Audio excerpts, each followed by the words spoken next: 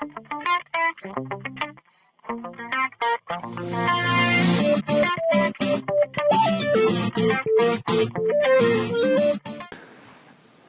الله الرحمن الرحيم. السلام عليكم ورحمة الله وبركاته. أرضي أما داوضيال كسو دواذا سهل سوفتوير كمبنيغا ديارية 10 la xidhiidha IT-ga iyo businesska. maalin wanaagsan amba habeen wanaagsan. maanta halkan waxaynu ku dhigan doonaa ama isla baran doonaa 10 la xidhiidha dhanka businesska ama ganacsiga. magaca macalinka waa aniga idila hadlaya Fahad Cabdiraxmaan, كمبنيغا سهل سوفتوير iyo wixii 10 ee ku saabsan في كورسكن iyo kuwa kaleba waxaad kala socon kartaan website-keena www.sahalsoftware.com. haddaanu u guda galno kooraska aan maanta dhiganayno ama aynu bilaabi doono casharkiisa ugu horeeya waa financial accounting. Chapter 1 Introduction to Accounting. Financial accounting waa kooras la xiriira xisaabaadka dhinaca ganacsiga. chapterkan qaadan doona waxay hordhaca accounting ama xisaabaadka. chapterka intiisa badan wuxuu noqon doonaa theory ama definition erayo aynu qeexi doono oo accounting-kaas aynu fikrad guud uga qaadano. kooraskan aynu bilaabi doono. halkan waxaa idiga muuqda learning objectives kamid ah inaynu sharxi karno ama qeexi karno ujeedada accounting-ka. sidoo kale inaynu qeexi karno accounting process wax loo yaqaano. sharaxaad inaan ka bixi karno GAAP oo loo soo gaabiyo GAAP waa maxay saddexda qaybood ee ganacsiga u kala baxo marka loo eegayo xagga lahaanshaha iyo dhismaha ganacsiga ama meherad. sidoo kale qaybaha ugu kala baxo ganacsiga iyadoo loo eegayo shaqada ay qabtaan.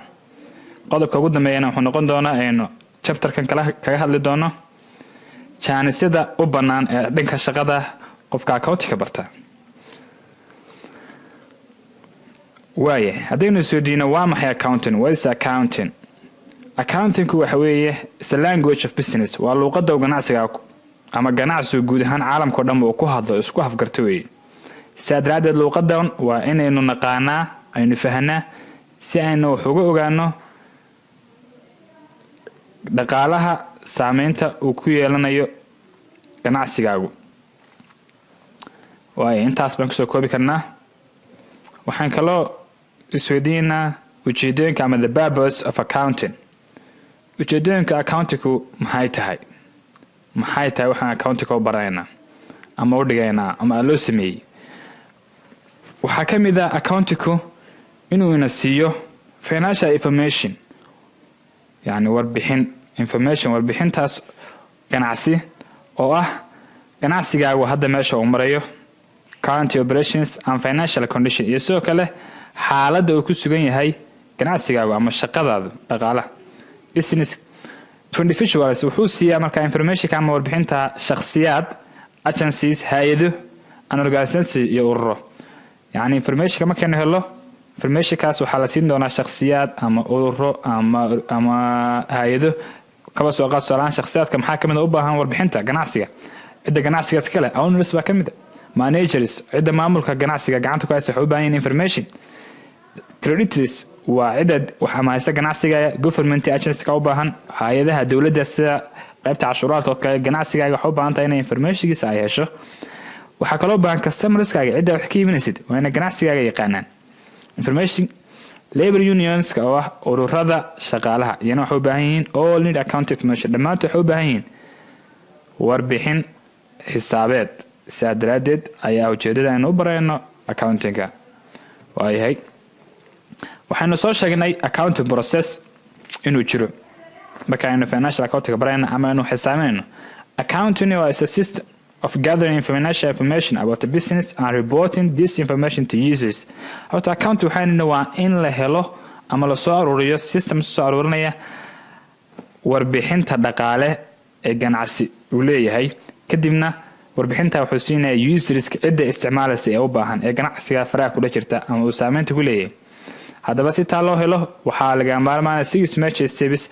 6 waxaa jirta talaabo waaweyn oo ah in la maro oo kala ah analyzing in la soo aruuriyo ama la indhaindheeyo, recording in la diiwaan geliyo dhacdooyinkii ganacsigaas, classifying in loo kala qaybiyo waxa la yiraahdo ablayn wixii aan intii islaba la israaciyo, summarizing in la soo koobo, reporting in laga daayo report ama warbixin, and interpreting oo qodobka ugu dambeeya in la turjumo shaygii.